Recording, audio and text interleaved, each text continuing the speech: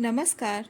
हमारी आज की कहानी है अभिलाषा, जो कि मुंशी प्रेमचंद जी द्वारा लिखी गई है। दोस्तों, मेरी आपसे एक विनम्र अनुरोध है कि अगर मेरे द्वारा अपलोड किया गया कंटेंट आपको पसंद आता हो तो चैनल को सब्सक्राइब जरूर करें और हाँ, बेल आइकन को जरूर प्रेस करें ताकि अपलोड किया गया कंटेंट आप तक सबसे पहले पहुंच सके। धन्यवाद। कल पड़ोस में बड़ी हलचल मची। एक पान वाला अपनी स्त्री को मार रहा था। वो बेचारी बैठी रो रही थी, पर उस निर्दयी को उस पर लेस मात्र भी दया न आती थी। आखिर स्त्री को भी क्रोध आ गया। उसने खड़े होकर कहा, बस अब मारोगे तो ठीक ना होगा। आज से मेरा तुझसे कोई संबंध नहीं। मैं भीख मांगूंगी पर तेरे घर ना आऊंगी। यह कहकर उसने अपनी एक पुरानी साड़ी उठाई और घर से निकल पड़ी। पुरुष काठ के उल्लू की तरह खड़ा देखता रहा। स्त्री कुछ दूर चलकर फिर लौटी और दुकान की संदूकची खोलकर कुछ पैसे निकाले। शायद अभी तक उसे ममता थी, पर उस निर्दयी ने तुरंत उसका हाथ पकड़कर पैसे छीन लिए। हाय रे हृदयहीनता! अबला स्त्री के प्रति पुरुष का यह अत्याचार! एक दिन इसी स्त्री पर उसने प्राण दिए होंगे। उसका मुंह जोता रहा होगा, पर आज इतना निष्ठुर हो गया है मानो कभी की जान पहचान ही नहीं। स्त्री ने पैसे रख दिए और बिना कहे सुने चली गई, कौन जाने कहाँ। मैं अपने कमरे की खिड़की से घंटों देखती रही कि शायद वह फिर लौटे या शायद पान वाला ही उसे मनाने जाए, पर दो में से एक बात भी ना हुई। आज मुझे स्त्री की सच्ची दशा का पहली बार ज्ञान हुआ। यह दुकान दोनों की थी। पुरुष तो मटर गश्ती किया करता था, स्त्री रात दिन बैठी सती होती थी। 10-11 बजे रात तक मैं उसे दुकान पर बैठी देखती थी। प्रातःकाल नींद खुलती तब भी उसे बैठी पाती। नोच खसोट काट कपट जितना पुरुष करता था, उससे कुछ अधिक ही स्त्री करती थी। पर पुरुष सब कुछ है, स्त्री कुछ नहीं। पुरुष जब चाहे उसे निकाल बाहर कर सकता है। इस समस्या पर मेरा चित्त इतना अशांत हो गया कि नींद आंखों से भाग गई। 12 बज गए और मैं बैठी रही। आकाश पर निर्मल चांदनी छिटकी हुई थी। निशानाथ अपने रत्न जटिल सिंहासन पर गर्भ से फूले बैठे थे। बादल के छोटे छोटे टुकड़े धीरे धीरे चंद्रमा के समीप आते थे और फिर विकृत रूप में पृथक हो जाते थे, मानो श्वेत वचना सुंदरियां उसके हाथों दलित और अपमानित होकर रुदन करती हुई चली जा रही हो। इस कल्पना ने मुझे इतना विकल किया कि मैंने खिड़की बंद कर दी और पलंग पर आ बैठी। मेरे प्रियतम निद्रा में मग्न थे। उनका तेजमय मुखमंडल इस समय मुझे कुछ चंद्रमा से ही मिलता जुलता मालूम हुआ। वही साहस छवि थी जिससे मेरे नेत्र तृप्त हो जाते थे। वही विशाल वक्ष था जिस पर सिर रखकर मैं अपने अंतःस्थल में एक कोमल मधुर कंपन का अनुभव करती थी। वही सुदृढ़ बाहें थी जो मेरे गले में पड़ जाती थी तो मेरे हृदय में आनंद की हिलोड़ी सी उठने लगती थी। पर आज कितने दिन हुए मैंने उस मुख पर हंसी की उज्जवल रेखा नहीं देखी। ना देखने को चित व्याकुल ही हुआ। कितने दिन हुए मैंने उस वक्ष पर सिर नहीं रखा और ना वह बाहें मेरे गले में पड़ी। क्यों? क्या मैं कुछ और हो गई या पति देव ही कुछ और हो गए? अभी कुछ बहुत दिन भी तो नहीं बीते। कुल 5 साल हुए हैं। हाँ, कुल 5 साल जब पति देव ने विकसित नेत्रों और लालायित अधरों से मेरा स्वागत किया था। मैं लज्जा से गर्दन झुकाए हुए थी।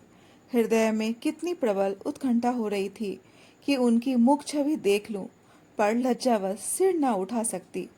आखिर एक बार मैंने हिम्मत करके आंखें उठाई और यद्यपि दृष्टि आधे रास्ते से ही लौट आई, तो भी उस अर्ध दर्शन से ही मुझे जो आनंद मिला, क्या उसे कभी भूल सकती हूँ? वह चित्र अब भी मेरे हृदय पट पर खींचा हुआ है। जब कभी उसका स्मरण आ जाता है, हृदय पुलकित हो उठता है। उस आनंद स्मृति में अब भी वही गुदगुदी, वही सनसनी है, लेकिन अब रात दिन उस छवि के दर्शन करती हूँ। उषा काल प्रातः काल मध्याह्न काल, संध्या काल, निशा काल, आठों पहर उसको देखती हूँ, पर हृदय में गुदगुदी नहीं होती। वह मेरे सामने खड़े मुझसे बातें किया करते हैं। मैं क्रोशिया की ओर देखती रहती हूँ। जब वह घर से निकलते थे तो मैं द्वार पर आकर खड़ी हो जाती थी, और जब वो पीछे फिरकर मुस्कुरा देते थे तो मुझे मानो स्वर्ग का राज मिल जाता था। मैं तीसरे पहर कोठे पर चढ़ जाती थी और उनके आने की बाट जोहने लगती थी। उनको दूर से आते देखकर मैं उन्मत्त सी होकर नीचे आती और द्वार पर जाकर उनका अभिवादन करती। पर अब मुझे यह भी मालूम नहीं होता कि वह कब जाते हैं और कब आते हैं। जब बाहर का द्वार बंद हो जाता है तो समझ जाती हूँ कि वह चले गए। जब द्वार खुलने की आवाज़ आती है तो समझ जाती हूँ कि आ गए। समझ में नहीं आता कि मैं ही कुछ और हो गई या पति देव ही कुछ और हो गए। तब वह घर में बहुत ना आते थे। जब उनकी आवाज़ कानों में आ जाती थी तो मेरी देह में बिजली सी दौड़ जाती थी। उनकी छोटी छोटी बातों, छोटे छोटे कामों को भी मैं अनुरक्त मुग्ध नेत्रों से देखा करती थी। वह जब छोटे लल्ला को गोद में उठाकर प्यार करते थे, जब टामी का सिर थपथपाकर उसे लिटा देते थे, जब बूढ़ी भक्तिन को चिढ़ाकर बाहर भाग जाते थे, जब बाल्टियों में पानी भर भर कर पौधों को सींचते थे, तब ये आंखें उसी ओर लगी रहती थी। पर अब वह सारे दिन घर में रहते हैं, मेरे सामने हंसते हैं, बोलते हैं, मुझे खबर भी नहीं होती, ना जाने क्यों। तब किसी दिन उन्होंने फूलों का एक गुलदस्ता मेरे हाथ में रख दिया था और मुस्कुराए थे। वह प्रणय का उपहार पाकर मैं फूली न समाई थी। केवल थोड़े से फूल और पत्तियां थी, पर उन्हें देखने से मेरी आंखें किसी भांति तृप्त ही न होती थीं। कुछ देर हाथ में लिए रही, फिर अपनी मेज पर फूलदान में रख दिया। कोई काम करती होती तो बार बार आके उस गुलदस्ते को देख जाती। कितनी बार उसे आंखों से लगाया, कितनी बार उसे चूमा। कोई 1 लाख रुपए भी देता तो भी उसे ना देती। उसकी एक एक पंखुड़ी मेरे लिए एक एक रत्न थी। जब वो मुरझा गया तो मैंने उसे उठाकर अपने बक्स में रख दिया था। तब से उन्होंने मुझे हजारों चीजें उपहार में दी है। एक से एक रत्न जटित आभूषण दिए, एक से एक बहुमूल्य वस्त्र और गुलदस्ते तो प्राय नित्य ही लाते हैं, लेकिन इन चीजों को पाकर वह उल्लास नहीं होता। मैं उन चीजों को पहनकर आईने में अपना रूप देखती हूँ और गर्व से फूल उठती हूँ। अपनी हमजोलियों को दिखाकर अपना गर्व और उनकी ईर्ष्या बढ़ाती हूँ। बस अभी थोड़े ही दिन हुए हैं, उन्होंने मुझे चंद्रहार दिया है। जो इसे देखता है मोहित हो जाता है। मैं भी उसकी बनावट और सजावट पर मुग्ध हूँ। मैंने अपना संदूक खोला है और उस गुलदस्ते को निकाल लाई। आह! उसे हाथ में लेते ही मेरी एक एक नस में बिजली दौड़ गई। हृदय के सारे तार कंपित हो गए। वह सूखी हुई पंखुड़ियां जो अब पीले रंग की हो गई थी, बोलती हुई मालूम होती थी। उसके सूखे मुरझाए हुए मुखों के अस्फुटित कंपित अनुराग में डूबे शब्द साए साए करके निकलते हुए जान पड़ते थे। किंतु वह रत्न जटित कांति से दमकता हुआ हार स्वर्ण और पत्थरों का एक समूह था, जिसमें प्राण न थे, संज्ञा न थी, मर्म न था। मैंने फिर गुलदस्ते को चूमा, कंठ से लगाया, आर्द्र नेत्रों से सींचा और फिर संदूक में रखाई। आभूषणों से भरा हुआ संदूक भी उस एक स्मृति चिन्ह के सामने तुच्छ था। यह क्या रहस्य था? फिर मुझे उनके एक पुराने पत्र की याद आ गई। उसे उन्होंने कॉलेज से मेरे पास भेजा था। उसे पढ़कर मेरे हृदय में जो आनंद हुआ था, जो तूफान उठा था, आंखों से जो नदी बही थी, क्या उसे कभी भूल सकती हूँ? उस पत्र को मैंने अपनी सुहाग की पिटारी में रख दिया था। इस समय उस पत्र को पढ़ने की प्रबल इच्छा हुई। मैंने पिटारी से वह पत्र निकाला। उसे स्पर्श करते ही मेरे हाथ कांपने लगे, हृदय में धड़कन होने लगी। मैंने कितनी देर उसे हाथ में लिए खड़ी रही, कह नहीं सकती। मुझे ऐसा मालूम हुआ कि मैं फिर वही हो गई हूँ जो पत्र पाते समय थी, उस पत्र में क्या प्रेम के कवित्वमय उद्गार थे, क्या प्रेम की साहित्यिक विवेचना थी, क्या वियोग व्यथा का करुण क्रंदन था। उसमें तो प्रेम का एक शब्द भी ना था। लिखा था, कामिनी, तुमने 8 दिनों से कोई पत्र नहीं लिखा। क्यों नहीं लिखा? अगर तुम मुझे पत्र ना लिखोगी तो मैं होली की छुट्टियों में घर ना आऊंगा। इतना समझ लो। आखिर तुम सारे दिन क्या करती हो? मेरे उपन्यासों की अलमारी खोल ली है क्या? आपने मेरी अलमारी क्यों खोली? समझती होगी मैं पत्र ना लिखूंगी तो मैं खूब रोऊंगा और हैरान होऊंगा। यहाँ इसकी परवाह नहीं। 9 बजे रात को सोता हूँ तो 8 बजे उठता हूँ। कोई चिंता है तो यही कि फेल न हो जाऊं। अगर फेल हुआ तो तुम जानोगे। कितना सरल, भोले भाले हृदय से निकला हुआ, निष्कपट, मानपूर्ण आग्रह और आतंक से पत्र भरा हुआ था। मानो उसका सारा उत्तरदायित्व मेरे ही ऊपर था। ऐसी धमकी क्या अब भी वह मुझे दे सकते हैं? कभी नहीं। ऐसी धमकी वही दे सकता है जो ना मिल सकने की व्यथा को जानता हो, उसका अनुभव करता हो। पतिदेव अब जानते हैं इस धमकी का मुझ पर कोई असर न होगा। मैं हंसूंगी और आराम से सोऊंगी, क्योंकि मैं जानती हूँ वह अवश्य आएंगे और उनके लिए ठिकाना ही कहाँ है, जा ही कहाँ सकते हैं। तब से उन्होंने मेरे पास कितने पत्र लिखे हैं।